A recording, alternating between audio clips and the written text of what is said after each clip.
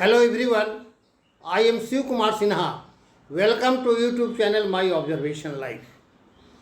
आज अपने चैनल पर एक नए विषय पर चर्चा प्रारंभ कर रहे हैं और वह विषय है स्पिरिचुअल करप्शन, आध्यात्मिक भ्रष्टाचार। पूरे समाज में, पूरे देश में, दुनिया में इस समय मैं जो महसूस कर रहा हूँ वह आध्यात्मिक भ्रष्टाचार किसी न किसी रूप में देखे जा रहे हैं। अतः मैं इस पर किसी धर्म की चर्चा नहीं कर सिर्फ अध्यात्म क्या है और आध्यात्मिक भ्रष्टाचार क्या है इस पर चर्चा करेंगे और आम लोगों से अपील करेंगे कि वह खुले दिल और दिमाग से चिंतन करें, मनन करें कि अध्यात्म का उद्देश्य क्या है और उस अध्यात्म के उद्देश्य से हम विमुख होते जा रहे हैं, हम उसके अनुरूप आचरण नहीं कर रहे हैं। परिणामतः आध्यात्मिक भ्रष्टाचार के कारण बहुत सारी समस्याएं आ रही है। यह सामान्य बात है। अब प्रश्न है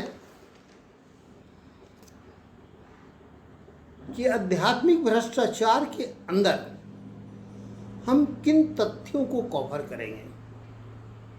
आज हम फर्स्ट पार्ट में सिर्फ इंट्रोडक्शंस देंगे, लेकिन 4-5 पार्ट में आध्यात्मिक भ्रष्टाचार पर हम चर्चा करेंगे। प्रायः आज दूरदर्शन पर, सोशल मीडिया में धर्म पर चर्चाएं काफ़ी हो रही है। वाद विवाद,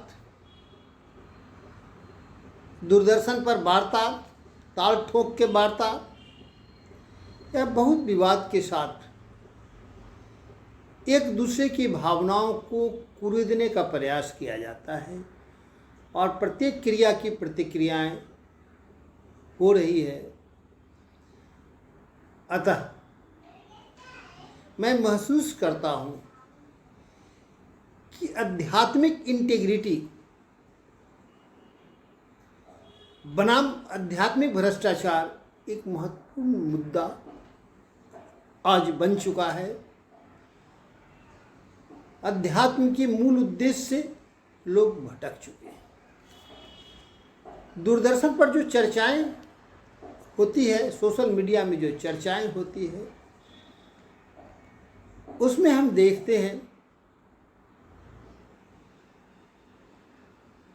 कि उनके जब स्तर को देखते हैं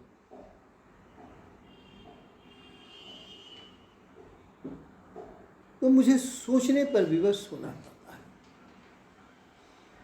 दूरदर्शन पर थोड़ी सी विवाद, थोड़ी सी वार्ता पूरे समाज के लिए, पूरे देश के लिए कहीं न कहीं एक समस्या उत्पन्न कर देता है। आखिर क्या बातें? दूरदर्शन पर जो पार्टिसिपेंट रहते हैं,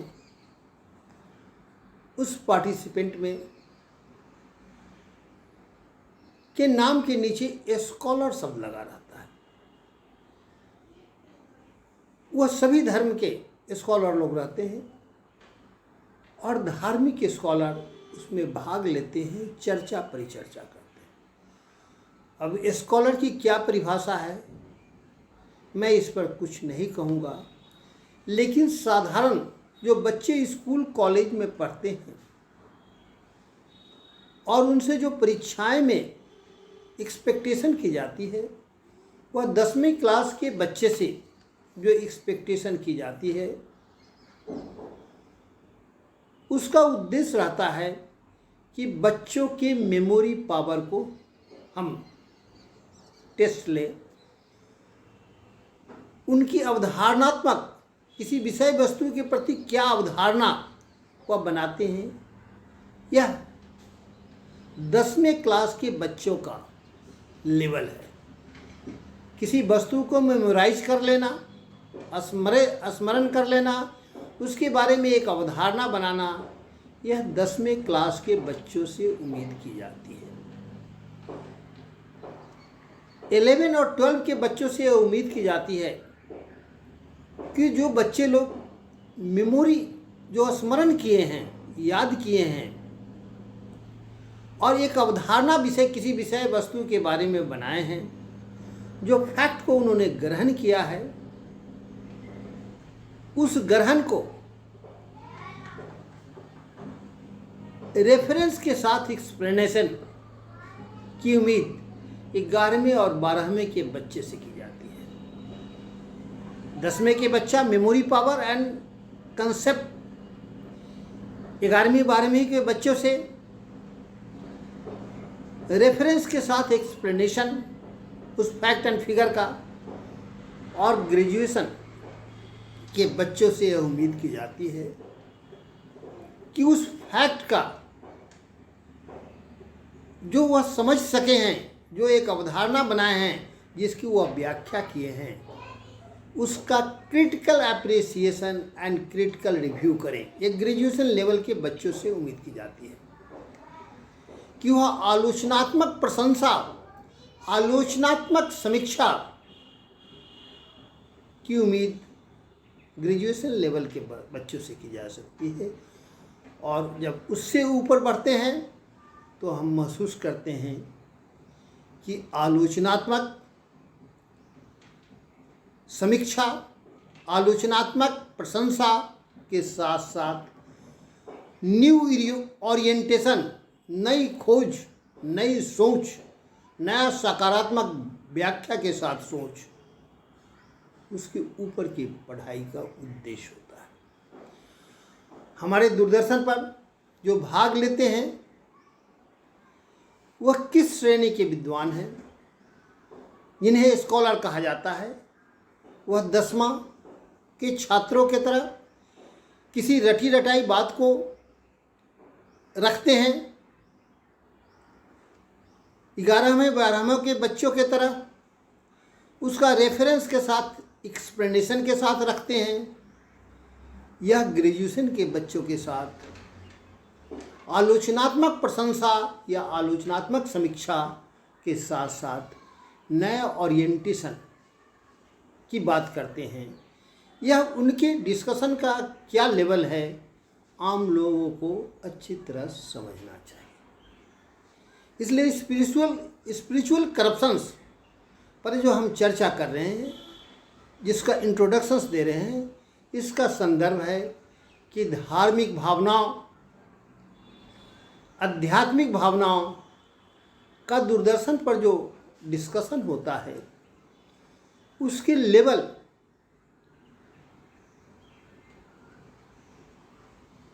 पर आम नागरिक, आम मतदाता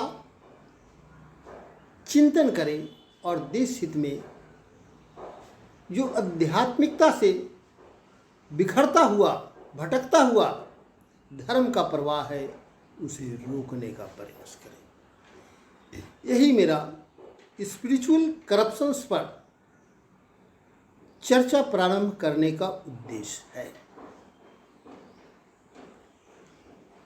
अगर स्पिरिचुअल करप्शन पर हम चर्चा कर रहे हैं तो प्रश्न है कि स्पिरिचुअल करप्शंस किसे कहेंगे। यह एक बहुत महत्वपूर्ण प्रश्न है कि स्पिरिचुअल करप्शंस किसे कहेंगे। करप्शन का साधारण अर्थ अपने जो समझा है, सोचा है, उसके साथ डिजऑनेस्टी है, धर्म के साथ डिजऑनेस्टी है, अध्यात्म के साथ डिजऑनेस्टी है, आपका अनैतिक, अनुचित व्यवहार और गतिविधि धर्म के संबंध में, अध्यात्म के संबंध में आपका अनुचित, अनैतिक, बेईमानी के साथ अध्यात्म का अनुपालन, धर्म का अनुपालन मेरी समझ से आध्यात्मिक करप्शन है। और मैं इस चर्चा में, इसी डिफिनेशन के दायरे में मैं चर्चा करूंगा और आम नागरिकों से अपील करूंगा कि वो अध्यात्म के बारे में जब भी सोचे, धर्म के बारे में जब भी सोचे, तब धार्मिक व्यवहार, आध्यात्मिक व्यवहार में अनैतिकता का प्रवेश नहीं हो, बेईमानी का प्रवेश नहीं हो, डिसऑनेस्टी का प्रवेश नहीं हो। धार्मिक अध्यात्म के अनुपालन में अनाचार, अनैतिकता, बेईमानी से हम मुक्त हों। हमारा चिंतन, मनन, विचार ऐसा हो कि जब भी हम अध्यात्म की बात करते हो, धर्म की बात करते हो, तब हमारा आचरण और व्यवहार अनैतिक नहीं हो,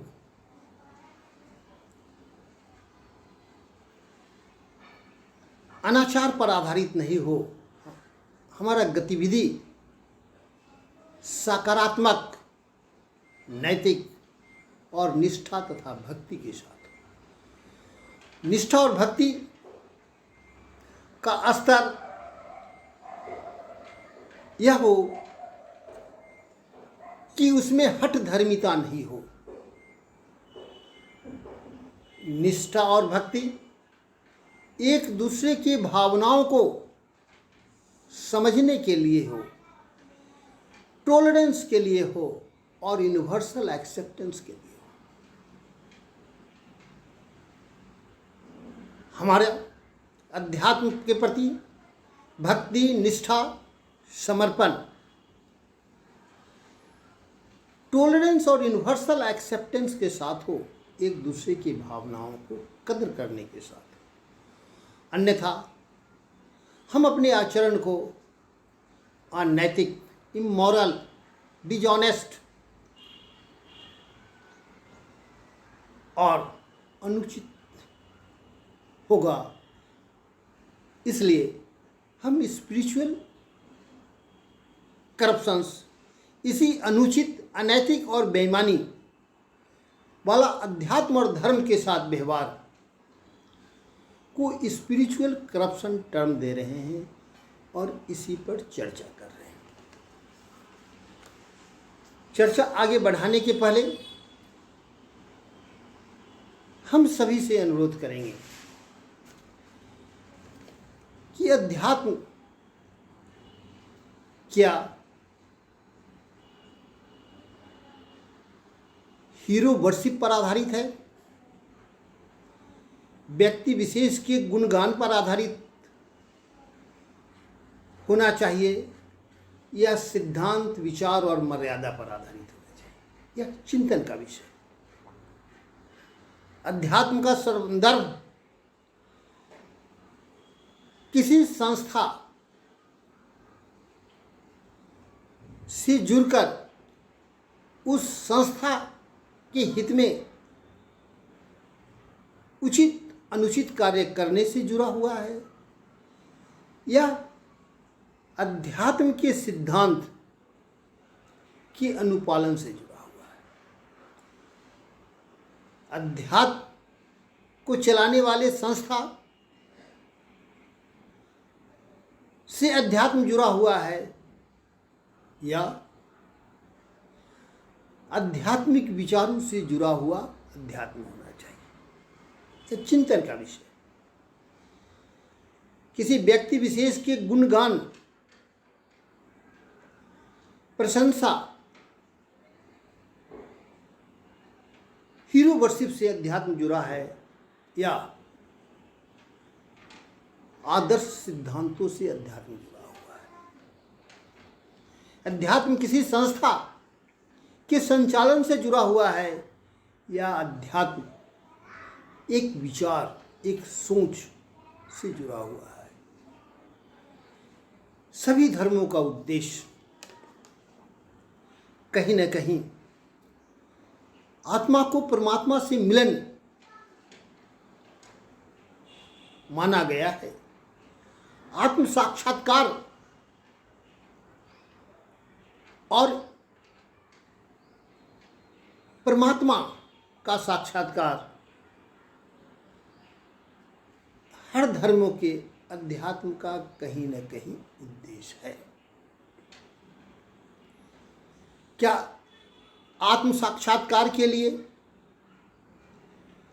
परमात्मा से मिलन के लिए हीरो वर्शिप की आवश्यकता है या इंस्टीट्यूशन वर्शिप की आवश्यकता है या एक आदर्श विचार की आवश्यकता है? इस पर चिंतन करने की आवश्यकता है। अध्यात्म हमारे मन की शांति के लिए है या मन की अशांति के लिए? अध्यात्म शांति और न्याय के लिए है या अध्यात्म किसी वर्ग विशेष के साथ अन्याय और दुराचार के लिए? यह चिंतन का विषय है। और अध्यात्म का उद्देश्य कहीं न कहीं पवित्रता से है, मॉरलिटी से है। इससे बाहर जो भी है वह स्पिरिचुअल करप्शन। सभी धर्मों का उद्देश्य ईश्वर की प्राप्ति है। मार्ग अलग अलग है, तो अलग अलग मार्ग से जो ईश्वर प्राप्ति के लिए आगे बढ़ रहे हैं, उनका जब लक्ष्य एक है तो फिर आपस में टकराव क्यों? यह चिंतन का विषय। हम अपने अपने माध्यम से, अपने अपने सिद्धांतों से, अपने अपने विचार से हम ईश्वर की प्राप्ति की बात करें, अल्लाह की प्राप्ति की बात करें। हमारा मार्ग अलग हो सकता है लेकिन लक्ष्य एक है। जब लक्ष्य एक है तो विभिन्न मार्ग पर चलने वाले लोगों का साथ टकराव क्यों? इसी आध्यात्मिक करप्शन में हम चिंतन करेंगे। अध्यात्म का उद्देश्य किसी कॉस्मिक एनर्जी, ईश्वरीय एनर्जी, यूनिवर्सल एनर्जी से लाइट की प्राप्ति है। जब इस सभी धर्मों का उद्देश्य यूनिवर्सल लाइट की प्राप्ति है तो हम अलग अलग चश्मा लगा करके, रंगीन चश्मा लगा करके अलग अलग देखते हैं, लेकिन लाइट तो एक ही है। ईश्वरीय लाइट एक ही है। हमारा चश्मा अलग अलग हो सकता है, रंगीन चश्मा हो सकता है, किसी का काला, किसी का सफ़ेद, किसी का लाल, किसी का हरा, किसी का पीला चश्मा हो सकता है, लेकिन लाइट एक है। इस बात को समझें और अलग अलग चश्मा से देखने के क्रम में हम दिग्भ्रमित नहीं हो और हम स्पिरिचुअल करप्शन अलग अलग रंगीन चश्मा से देखने के कारण नहीं फैलने दें, बल्कि लाइट एक है। इस बात को महसूस करें। फिर अंतरात्मा की आवाज़, अगर ईश्वर नाद से जुड़ा हुआ है, आकाशवाणी से जुड़ा हुआ है, मैसेज से जुड़ा हुआ है, तो अंतरात्मा की आवाज़ सुनने का ही उद्देश्य ईश्वर की प्राप्ति है। तब फिर अलग अलग भाषा में अगर सुनते हैं हम अपनी आवाज़, तो टकराव क्यों? ईश्वर का मैसेज जो मगही में सुनता हो, भोजपुरी में सुनता हो, हिंदी में सुनता हो, अंग्रेजी में सुनता हो, उर्दू में सुनता हो, अरबी में सुनता हो, संस्कृत में सुनता हो, भाषाएं अलग अलग हो सकती है, लेकिन ईश्वर का मैसेज, नाद रूपी जो ईश्वर है, आवाज़ तो एक है। फिर भाषा के इस विवाद के कारण हम क्यों अध्यात्म में करप्शन फैलने देते हैं? स्पिरिचुअल करप्शन क्यों होते हैं? लाइट एक है, रंगीन चश्मा के कारण हम, नाद एक है, स्वर एक है, ईश्वरीय मैसेज एक है, फिर क्यों? ईश्वर एक है। ईश्वर के दूत कोई एंजल्स के रूप में लेते हैं, फिर कोई अलग अलग माध्यम से लेते हैं। इसमें विवाद क्या है? क्या एंजल्स का नाम अरबी में दूसरा हो सकता है, हिंदी में दूसरा हो सकता है। देवदूत का नाम इंग्लिश में दूसरा हो सकता है, फारसी में दूसरा हो सकता है। वह लैंग्वेज का विवाद है, लेकिन सभी देवदूत हैं। अतः इस भाषा के जो टर्म है, शब्द है, उसके कारण जो अंतर है, उससे अध्यात्म से हम क्यों भटके और अध्यात्म में क्यों हम मुंझे आध्यात्मिक करप्शन। फिर इसी प्रकार आप देखेंगे कि अध्यात्म व्यक्ति से संबंधित है, व्यक्ति के शुद्धिकरण से शक्ति है, किसी व्यक्ति के ड्यूटीफुलनेस से संबंधित है, व्यक्तिगत मर्यादा से संबंधित है। अध्यात्म जब व्यक्तिगत मर्यादा से संबंधित है तो हर व्यक्ति को अपने मर्यादा में एक दूसरे का सम्मान करना चाहिए। टकराव क्यों? जब मन की शांति से अध्यात्म है तो फिर समाज में अशांति क्यों? सामाजिक नियम बदल सकते हैं, लेकिन व्यक्ति के आध्यात्मिक नियम नहीं बदल सकते। वो यूनिवर्सल नियम है। टेक्निक अलग अलग हो सकता है, अलग अलग भाषा में अभिव्यक्ति हो सकती है, लेकिन ईश्वर एक है, तरीका एक है। ईश्वर प्राप्ति के माध्यम अलग अलग हो सकते हैं, लेकिन ईश्वर एक है। ईश्वर को समझने के लिए भाषाएं अलग अलग हो सकती है, लेकिन ईश्वर एक है। अतः ईश्वर की प्राप्ति की आचरण में भाषा संबंधी क्षेत्रीय ज्योग्राफिकल फैक्टर के कारण अलग अलग आचरण हो सकते हैं। कोई जंगल में रह रहा हो, उसके आचरण अलग हो। कोई रेगिस्तान में रह रहा हो, उसका आचरण अलग हो सकता है। अध्यात्म का जो पानी से घिरे हुए टापू द्वीप में रह रहा हो, उसका अध्यात्म के संबंधी आचरण हो सकता है, लेकिन लक्ष्य एक है। अतः हम अपने अंदर आध्यात्मिक करप्शन नहीं फैलने दें। यही मेरा आध्यात्मिक चर्चा पर मैसेज का यही उद्देश्य है। हम इस इंट्रोडक्शन चैप्टर में सभी से कंक्लूड करते हुए यह बात कहते हैं कि आम नागरिक यह चिंतन करे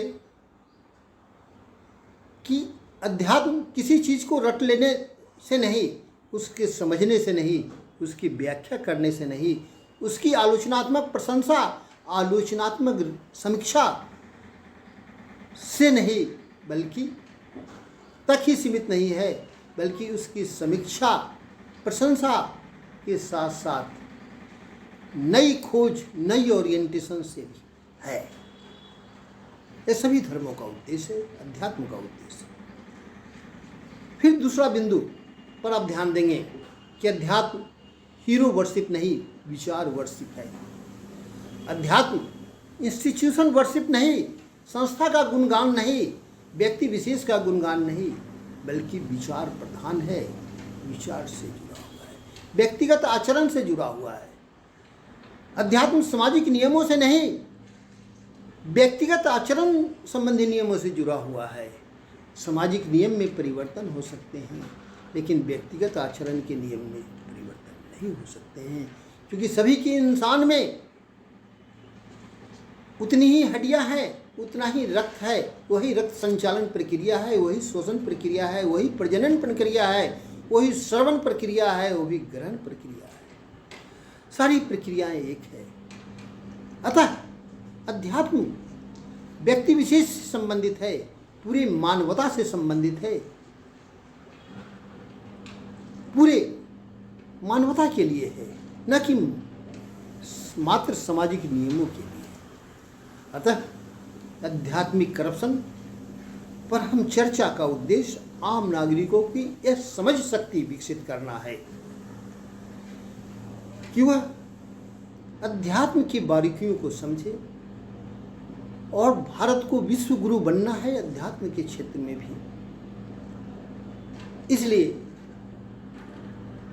हम छोटी छोटी बातों में नहीं उलझे, हम हीरो वर्शिप के कंसेप्ट तक अध्यात्म को सीमित नहीं रखे। हम किसी संस्था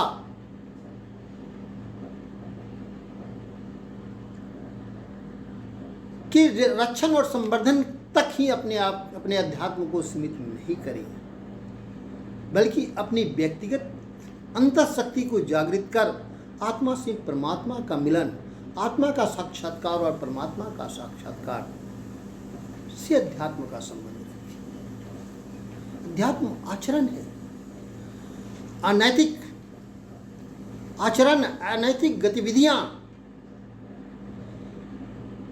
बेईमानीपूर्ण आचरण ही आध्यात्मिक करप्शन है। अतः आम नागरिकों से स्पिरिचुअल करप्शन पर चर्चा परिचर्चा करने का अनुरोध करते हैं और पूरे देश के माहौल में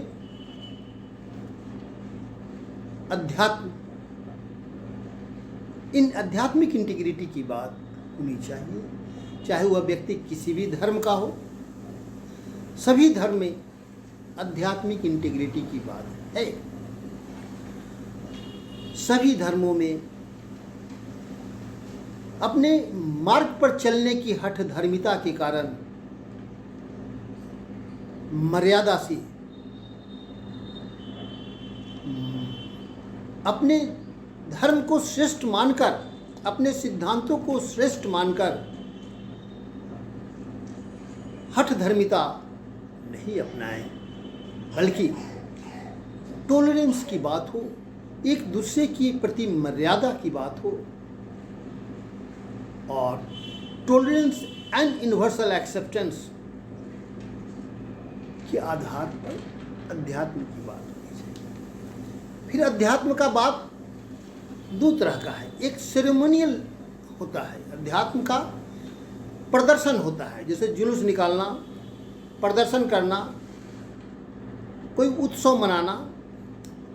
अध्यात्म सेरेमोनियल, तथ्य अध्यात्म नहीं है,